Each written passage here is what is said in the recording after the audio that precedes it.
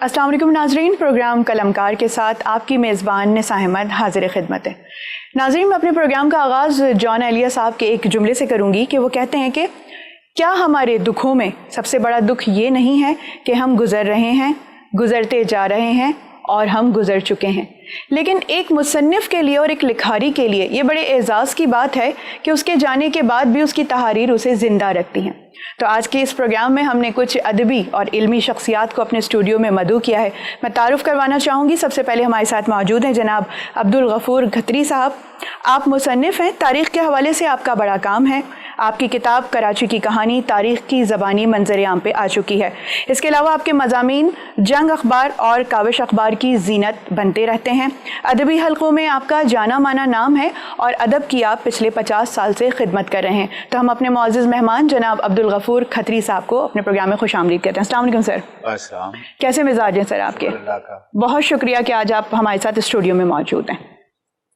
इससे पहले कि हम गुफ्तगू का आगाज़ करें तो हमारे साथ स्टूडियो में एक और मेहमान हमारे साथ मौजूद हैं, शाकिर अहमद साहब। मैं आपका तारुफ़ करवाना चाहूँगी कि आप अफसाना निगार हैं, नावल निगार हैं, MA सोशियोलॉजी हैं, रूसी ज़बान में भी आपने डिप्लोमा किया हुआ है, इस हवाले से भी हम बात करेंगे। आपके अफसाने अलहमरा, तजदीद नौ लाहौर, ज़ीस्त जैसे रसाइल की ज़ीनत बनते रहते हैं।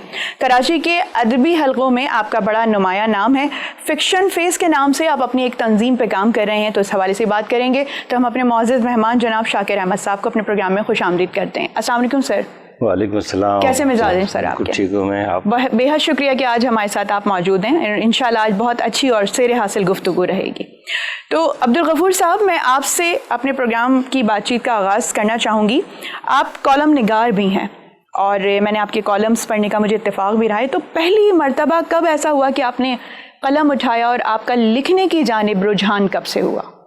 बीबी वो आज से 50-55 बरस पहले हमारा जो कबीला है ना, खत्री कबीला, जी जी, उसका अखबार निकलता था तो मैं उसका एडिटर भी था। अच्छा। तो वहाँ से लिखाने का सफ़र शुरू हुआ। तो जब वो कोई चीज़ कहते हैं ना, जो लिखना ऐसा है कि ये लत बढ़ जाती है, बिल्कुल तो वो सफ़र अभी तक जारी सारी है, जारी सारी है, नहीं है। तो घर का माहौल भी इसी तरह का था कि वालिदैन की तरफ से कोई नहीं था? तकरीबन मैं समझता हूँ कि मैं ही घर में वो एक नालायक बच्चा था जो अदब की तरफ निकल आया। अच्छा। तो बाकी अपनी अपनी फील्ड के थे, कोई साइंस का स्टूडेंट था भाई वगैरह, कोई एक इकोनॉमिक्स के स्टूडेंट थे, कोई कुछ थे। तो बस मुझे ये शौक लगा तो मैं ये आ गया इस मैदान में। ठीक है शाकिर साहब, बचपन से ही आपको लिखने का शौक़ रहा है और जी बच्चों की कहानियों से आपने आगाज़ किया, फिर आप अफसानों की जानिब आए। तो कुछ बताइए, इस जानिब रुझान किस तरह हुआ, इस सफ़र का आगाज़ किस तरह किया आपने? बचपन में तो मैंने बच्चों की कहानियाँ लिखी हैं और दरअसल मैं जिस जगह में पैदा हुआ था, बिहार में एक गाँव है छोटा सा लखमिया, तो वहाँ पर अदबी माहौल काफ़ी अच्छा था। वहाँ पर एक छोटी सी लाइब्रेरी थी, स्टूडेंट्स उर्दू लाइब्रेरी, तो वहाँ पर मुकाबले होते थे, बैतबाजी और मजमून निगारी और अफसाने की इस किस्म से। तो वहीं से हमने पहले बचपन की बच्चों की कहानियाँ लिखनी शुरू कर दी। अपने भांजी के नाम से, मेरी भांजी तबस्सुम रहमान थी, उसके नाम से मैंने अपना लिखना शुरू कर दिया। लेकिन वो शाये भी होती रहे मेरी कहानियाँ। और उसके बाद फिर मैंने कुछ दिनों के बाद एक अफसाना मैंने लिखा। मैंने वहाँ के एक जो बड़े राइटर थे उनको दिखाया, तो उन्होंने कहा कि नहीं, आप नहीं लिख सकते, आप लिखना छोड़ दें, आप अफसाना नहीं लिख सकते। अच्छा। तो मैं बड़ा डिसअपॉइंट हुआ। तो वो लफ्ज़ नहीं जो था उनका, वो मेरे दिल दिमाग में समाया रहा। फिर मैं बड़ा हुआ, फिर कुछ ऐसे हालात हुए कुछ कि मैं वहाँ से आ गया, कराची आ गया। यहाँ भी आने के बाद लेकिन एक अंदर से एक जो कैथारसिस होती थी वो हमारे अंदर थी, वो क्यूरियोसिटी थी कि मैं लिखूं। लेकिन मैंने लिखने के बजाय पढ़ना शुरू कर दिया। मैंने बेइंतहा अदब को पढ़ा, रूसी अदब, फ्रांसीसी अदब, चाइनीज़ को मैंने पढ़ा, इंग्लिश अदब को पढ़ा, मतलब काफ़ी ज़्यादा मैंने पढ़ाई की। उसके बाद फिर हमने एक अफसाना मैंने यहाँ लिखा था कराची में और उसका नाम था राख। अच्छा। تو وہ افسانہ لوگوں نے کافی پسند کیا. ہمارے ایک نعیم آروی صاحب تھے، بہت مشہور افسانہ نگار تھے، انہوں نے بہت پسند کیا، لیکن اتفاق سے وہ میں افسانے کو شائع میں نہیں کر سکا. اچھا ٹھیک ہے. اس کے بعد اس وقت سے جو پھر ہمارا سفر آپ کا شروع ہوا. جی بالکل. عبدالغفور صاحب، تاریخ کے حوالے سے اسپیشلی آپ کا بڑا کام ہے اور خاص موضوع بھی ہے. اچھا، اور یہ ایک بڑا مشکل کام ہے، ایک ذمہ داری کا کام ہے. تو اس حوالے سے آپ کی کتاب بھی منظر عام پہ آ چکی ہے، کراچی کی کہانی تاریخ کی زبانی. تو اس کے بارے میں ذرا بتائیے کہ کراچی شہر کی باریکیوں کے بارے میں آپ نے کیا اس میں تحریر کیا ہے؟ ہوتا یہ ہے کہ کبھی کبھار یہ ذہن پہ دھند سوار ہو جاتی ہے کہ یہ میرا شہر ہے، میری جنم بھومی ہے، اس کا کچھ قرض ادا کرنا ہے. بے شک. تو میں نے کوئی بڑا کام نہیں کیا، میں نے اپنی جنم بھومی کا صرف قرض ہی ادا کیا، باقی کچھ نہیں کیا. اب چونکہ مجھے بڑا عشق تھا اپنے شہر سے، اپنے جنم بھومی سے، تو بچپن سے ہی میرے دل و دماغ پر اس کے سارے علاقے، اس کے واقعات، اس کی سماج، اس کی معاشرت، ثقافت یہ ذہن میں چپکی ہوئی تھی. تو میں نے کہا کیوں نہ اس شہر کو، اس جنم بھومی کو، اس میرے پیارے شہر کو لوگوں میں روشناس کرایا جائے. کیا بات ہے. میں نے یہ بیڑا اٹھا لیا آپ دیکھنے کا. تو آپ نے اس میں کراچی کی کتنی زیادہ پیچھے کی تاریخ رقم کی ہے؟ اب دیکھیں، بڑی بات تو عجیب لگے گی، میں نے 30,000 سال سے اس کراچی کی تاریخ کو لی ہے. 30,000 سال؟ یہ بڑی انوکھی بات یہ ہے کہ یہ میں نے اپنی طرف سے نہیں لکھا، یہ مجھے قدیم کتابیں ملی ہیں، قدیم سفر نامے، ابن بطوطہ وغیرہ کے جو قدیم سیاح تھے ان کے سفر نامے جو ملے، تو اس میں یہ کراچی کی بندرگاہ پوائنٹ آؤٹ ہے. اس کا نام کراچی نہیں ہے لیکن بندرگاہ ہے، بحر ہند کی یہ بندرگاہ پوائنٹ آؤٹ کیا تھا ابن بطوطہ، کچھ مجھے نام یاد نہیں ہے، مختلف قدیم سیاحوں نے. تو آپ کو معلوم ہے کہ یہ سمندر کے کنارے جو بندرگاہ کی جو پورٹ سٹی ہوتی ہے وہ ہمیشہ کسی نہ کسی طرح الائیو رہتی ہے. بالکل، ہر وقت الائیو رہتی ہے. نام کچھ بعض اوقات یہ ہوتا ہے کہ وہ شہر کسی حملہ آور کے آنے سے تہس نہس ہو جاتے ہیں، لیکن اس کی جو اسپیشلٹی ہوتی ہے نا، وہ سمندر کی خاص بندرگاہ ہوتی ہے، بالکل، وہ پھر جنم لے لیتی ہے. تو اس طرح کئی ادوار میں گزرتے گزرتے یہ اپنا وجود اس نے قائم رکھا. تو آج دیکھیں یہ انٹرنیشنل سٹی کے طور پر جانی جاتی ہے. بڑا کام کیا آپ نے. 30,000 سال پرانی کراچی کی تاریخ کو آپ نے ایک جگہ مجتمع کر لیا اور کتابی صورت میں آپ نے لکھا. تو مطلب ہمیں پھر اتنی پرانی تاریخ میں جانے کی ضرورت نہیں ہے. عبدالغفور کھتری صاحب کی ہم ایک کتاب مارکیٹ میں جا کے پرچیز کر لیں، ہمیں پورا کراچی سمجھ میں آ جائے گا.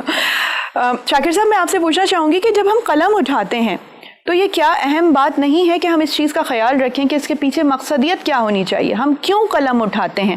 کیا آج کا مصنف یا رائٹر لکھنے سے پہلے اس چیز کو مد نظر رکھتا ہے کہ میری قلم سے نکلنے والی بات کی مقصدیت کیا ہونی چاہیے؟ بالکل، یہ بہت اہم سوال ہے یہ آپ کا.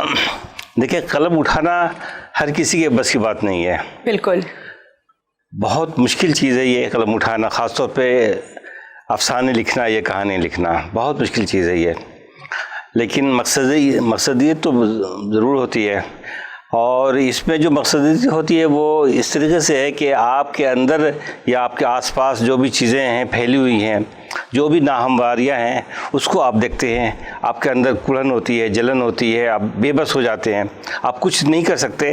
تو پھر کم سے کم اپنے اندر کے کتھارسس کو لانے کے لیے آپ لکھنا شروع کرتے ہیں. تو بات اصل میں یہ ہے کہ اپنے اندر کے اندر جو الاؤ جل رہا ہے اس کو بجھانے کے لیے آپ لکھتے ہیں. اور مقصدیت اگر نہیں ہو تو پھر تو بیکار ہی لکھنا ہے. بالکل، اس میں کوئی شک نہیں ہے. اور جبکہ ہماری ایک امریکن شاعرہ تھی میریل کے نام سے، انہوں نے ایک جملہ یہ کہا تھا کہ یہ کائنات آئٹم سے نہیں بنی ہے، یہ کہانیوں سے بنی ہے. ہاں، کیا بات ہے. تو کہانیاں جو ہیں وہ ہر انسان کی زندگی میں آگے پیچھے دائیں بائیں جو ہے وہ گھومتی رہتی ہیں. اب شرط یہ ہے کہ آپ اس کہانی کو کس طریقے سے اپنے اندر لائیں، اس کو پھر لکھیں اور دوسروں تک پہنچائیں. اچھا غفور صاحب، کہانیوں کی جہاں تک بات رہی کہ ہماری زندگی بھی ایک کہانی ہے، ابھی شاکر صاحب نے اس چیز کا تذکرہ کیا کہ بہار سے تعلق رکھتے تھے، ایک لائبریری ہوا کرتی تھی چھوٹی سی. بچپن میں یہ ماحول پہلے جب میں اپنے والدین سے سنتی ہوں تو یہ ملتا تھا کہ تحائف میں کہانیاں دی جاتی تھی، لائبریری سے قریب رکھا جاتا تھا، ماحول اس طرح کا مہیا کیا جاتا تھا کہ آپ کے گھر کا ماحول بھی ادب سے کنیکٹڈ رہے. تو آپ کبھی لائبریری میں گئے ہیں اور کبھی اس طرح سے پڑھا ہے آپ نے؟ پڑھنے کا شوق جی تو آپ سمجھ سکتی ہیں کہ وہ جس نا وہ جس کو جس چیز کی طلب ہوتی ہے قدرت اس کو وہ مہیا کر دیتی ہے، وہ راستے مہیا کرتی ہے. تو لائبریری کا شوق تو وہ کسی زمانے میں American library, Russian library, British library, تو ہم اس کے لائبریریوں کے رکن تھے. اور اس زمانے میں بچپن کے زمانے میں وہ ایک آنا لائبریری تھی. اچھا. تو آنا لائبریری ہم نے انجوائے کی ہے. وہ آنا ایک آنے سے اب ایک آنا آپ دے، آپ اتنی ضخیم کتاب لیں، چھوٹی کتاب لیں، آپ اس کو پڑھ کے دوسرے دن روز کا ایک آنا. اچھا. تو بس وہ شوق تھا، لائبریریوں کو بھی خوب انجوائے کیا. اور یہ کتاب لکھنے کے لیے تو آپ سمجھ سکتی ہیں کہ یہ 70 کتابوں کا تو میں نے ذکر کیا ہے اس میں. اچھا اپنی کتابیں تو مجھے خود بخود تو نہیں مل گئی، وہاں مجھے لائبریریوں میں جانا پڑا، نہ صرف کراچی حیدرآباد کی لائبریریوں میں، اب بک اسٹالوں پہ، بک شاپ پر، ادھر ادھر کئی جگہوں سے میں نے یہ تاریخ کو تلاش کیا ہے.